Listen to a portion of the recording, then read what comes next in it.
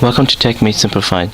Today I'm bringing you guys a review of the Canon EOS M, and the lens that's mounted on here is the Canon EF M 22mm f2. I'll go through the features of this camera, and then I'll share with you my thoughts and opinions and my experience with this camera.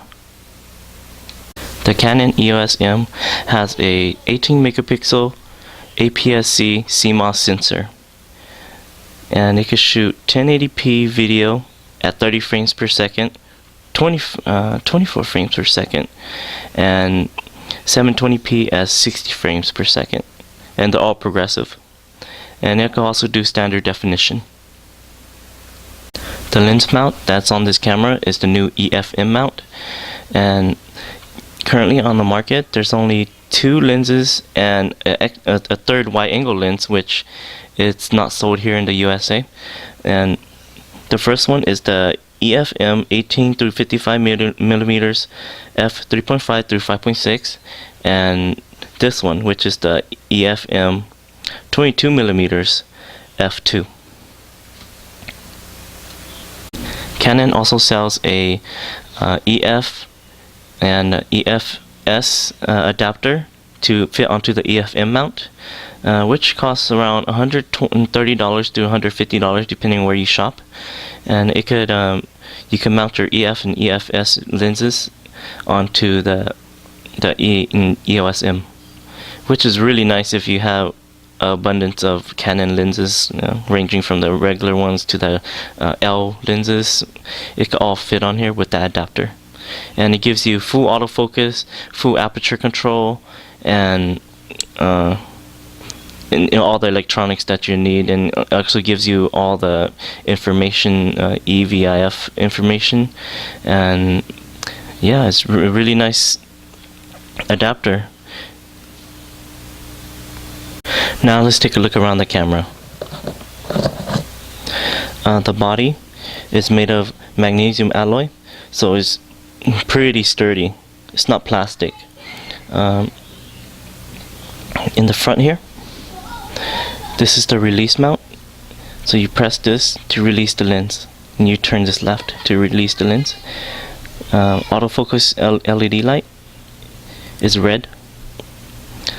The grip on this side, the logo, Canon logo right here, this is the grip. On this side, there's nothing. It's just shiny. This part right here is plastic, and up here is the part where you could put your neck strap. One side of the neck strap. On this side, this is the other neck strap. And then in this flap right here, you can open. On top, there's the microphone port on top, and then in the center is the mini HDMI, and the bottom is the USB port. The back is the 3-inch screen, 1 million dots. Control dial. You could turn it left and right, and then it could also be clicked up, down, left and right. Center button. The info button down here. Playback buttons on this right side. The left side right here is the menu button. Right here is the record button for video. Power button right here. Mode dial. Shutter button. On the mode dial right here, on the far left, is intelligent auto. In the center is the PSAM mode, which is the program auto, the shutter priority, aperture priority, and the manual. So it's in the center. And the far right is the movie mode. When you're in the PSAM mode, the record button doesn't work, so you can't record video inside the PSAM mode. You have to be inside the movie mode to record video. On the top right here is the microphones right here, left and right microphones, onboard microphones, and the hot shoe right here. Unfortunately, this camera doesn't come with onboard flash, so you have to, if your kit didn't come with the flash, then if you didn't buy the kit with the flash, then you'll have to buy the flash separately, which is about around $65. on Amazon. So I believe it's called the Canon Speedlight 90EX. It's specifically kind of made for this camera. So you put it on here, and then it comes.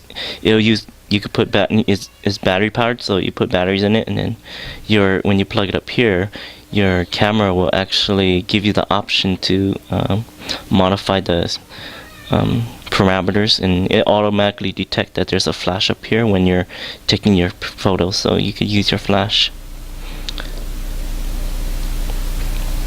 And again, this is the Canon EOS M 22mm f2.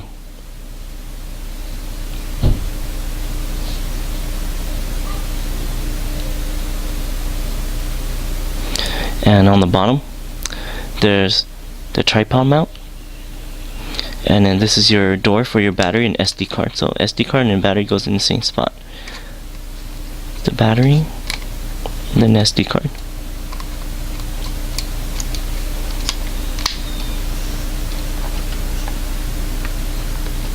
My experience with this camera has been pretty good. The video mode is really extensive, and when you could either choose automatic exposure, or you could do totally manual, which is really nice.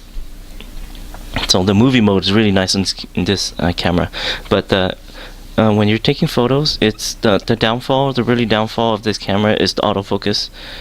I'm pretty sure if you read all the reviews, that's one of the things about this camera that is not that great. The autofocus is pretty slow. It's slightly slower than the Sony NEX3N that I have. And they also say that the lens, the EOS M 22mm here, is autofocus slightly slower than the 18 to 55mm that is made for this camera. But other than that, the pictures turns out really nice, and the noise, the high ISO noise is not that bad. It's really good. If you read up about the Canon Rebel T4i, it's essentially the same thing. The image processing in here is essentially the same thing. The sensor is essentially the same thing. So the pictures will turn out pretty much identical. So it's pretty much a T4i inside a very small body. But the only thing is that the T4i has phase detection autofocus, while this one has a hybrid phase and contrast based autofocus system, which is slower. But if you're using on the T4i, if you're using live view mode to shoot, then this autofocus system is actually on this camera is actually way faster. But it's just phase versus the hybrid autofocus. The phase wins all the time because it just focuses really fast, and most of the time more accurate than this one. The ISO range on this camera ranges from the standard is 100 through 12,800, but you could actually activate the high mode, which brings it up to 25,600, which is you don't even have to use it because it doesn't really do a good job, and the pictures come out really bad. I would say the highest you should go maybe 6,400. And this camera actually has an high ISO cap, where you could cap the ISO ranging from 400 through 6,400. So when pretend like you're in for example, you're in a low light situation, and then the highest you could actually put the ISO to a certain extent. So if you set it to 3200, when you're in automatic ISO, when you choose the automatic ISO instead of choosing the 100, 200, 300, etc. ISOs, when you're inside the automatic, it'll actually the highest it'll go is 3200. And if you set it to 6400, it'll go to 6400 to boost up the shutter speed. So that's a really nice feature, and this feature is missing on the Sony NEX3N. A really nice feature is the microphone input.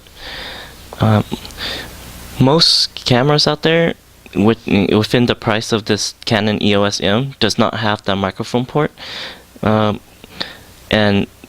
with the microphone port, there's in the menus you can actually set the record volume.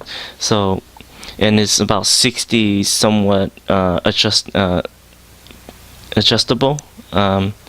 So 60 way adjustable, so from low to high. So it's really good. So there's a slider inside the menu where you could slide the little point from left to right, and there's 60 steps. So you could do it. You could do it really precise and just the way you like it, and that's a really nice feature. That's the main reason why I got this, because I'm going to start using this camera to do all my video recording. So this is I really like this feature. For those who like live view shooting through an HD TV or through an external display, this camera could do it through the mini HDMI port. You could hook it up to a TV, or you could hook up to another different external monitor, and you could compose your shots or take your record your videos, and you can look through that external display, which is really nice. And then the USB port is just a standard USB port where you could plug it up to your computer and transfer all your files. Alright, and this concludes my video. If there's any questions that you guys want to know about this camera or concerns, post it below on the comments, and I'll be sure to answer them as soon as possible. And don't forget to like and subscribe. I'll be bringing you guys a video of a smackdown with the Canon EOS M versus the Sony NEX3N coming really soon. So stay tuned.